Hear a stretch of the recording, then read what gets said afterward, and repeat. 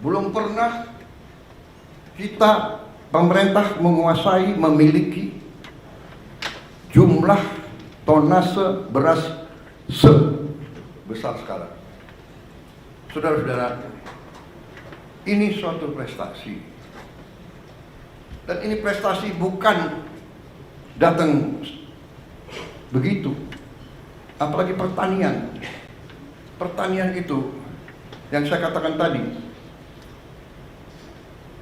azimut kompas, salah kecil akibatnya buruk. Kita tidak memperhatikan cuaca, El Nino, kekeringan, La Nina. Kita tidak perhatikan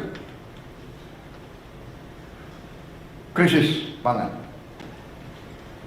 Tapi alhamdulillah pejabat-pejabat kita mengerti, mampu. Saya suka muji-muji, tidak, tapi saya ya namanya kepala sekolah, kalau ada ya kan, ada yang berprestasi, saya harus kasih tahu prestasi, benar nggak? Jadi dalam hal ini saya lihat tim pangan, Menteri Pertanian dan timnya, Menko, semua fokus.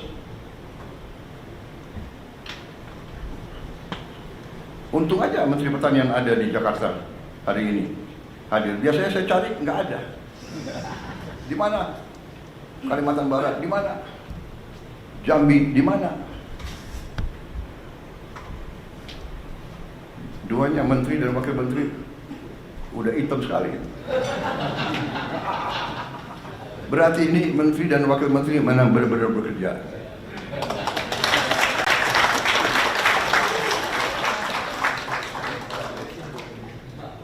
Kalau nggak hitam malah saya curiga.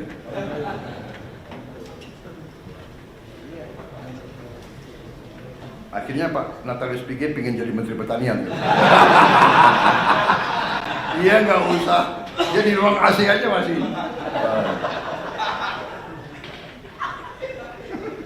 Saudara-saudara, ini suatu prestasi saya. Saya merasakan karena hari ini saya terima tadi pagi, saya terima Saudara Hun Sen dari Kamboja. Dia 38 tahun jadi Perdana Menteri.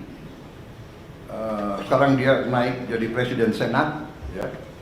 Dia datang, yang pertama dia bicara, karena tadi yang jemput beliau adalah Menteri Dalam Negeri, ya. Yang pertama disampaikan adalah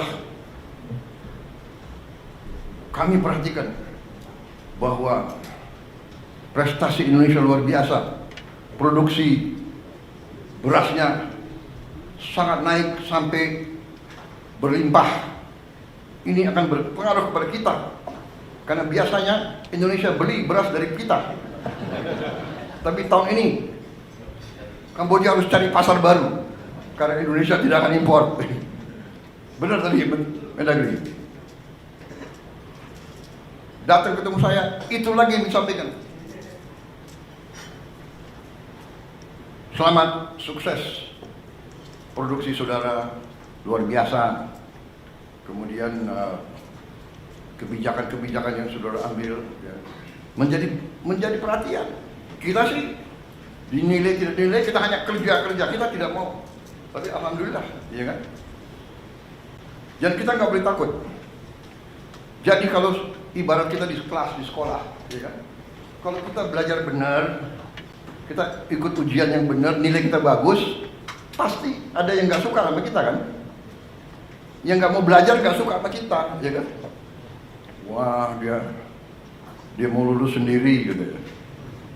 Padahal belajar, bekerja gitu. Kita tidak berbuat yang aneh-aneh, ya. Pakai logika. Jadi waktu berapa bulan yang lalu, yang saya katakan prestasi ini kita bisa surplus produksi Februari, Maret, April, Mei, yang Menteri Pertanian, tidak sedikit jasanya Pak Jokowi sebagai Presiden. Benar Menteri Pertanian? Sekali lagi ini saya bukan ngolor untuk apa, ya kan? Beliau udah di Solo, ya kan? Tapi saya harus katakan, karena itu benar. Beliau masih Presiden. Kebetulan Menteri Pertanian lowong, kosong kan? Iya kan? Pejabat sebelumnya ya ada masalah sedikit, kosong. Saya ketemu Saudara Amran, saya lihat bahwa ini masuk akal. Dan beliau pernah jadi Menteri Pertanian, beliau pernah mencapai swasembada. Saya datang ke Presiden Jokowi, Bapak Presiden, karena Kementerian Pertanian kosong, saya usulkan Saudara Amran Sulaiman, Menteri Bapak Kabinet pertama. Mungkin Pak Jokowi terkesan juga sama saya kan. Ini Menteri Pertahanan kok mengusulkan Menteri Pertanian.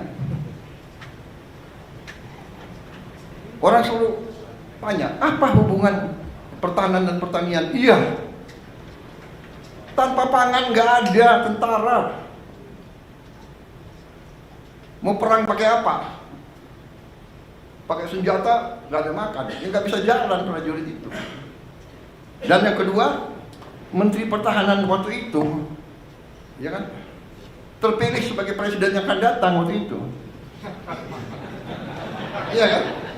Jadi saya berkepentingan, ini saya salah.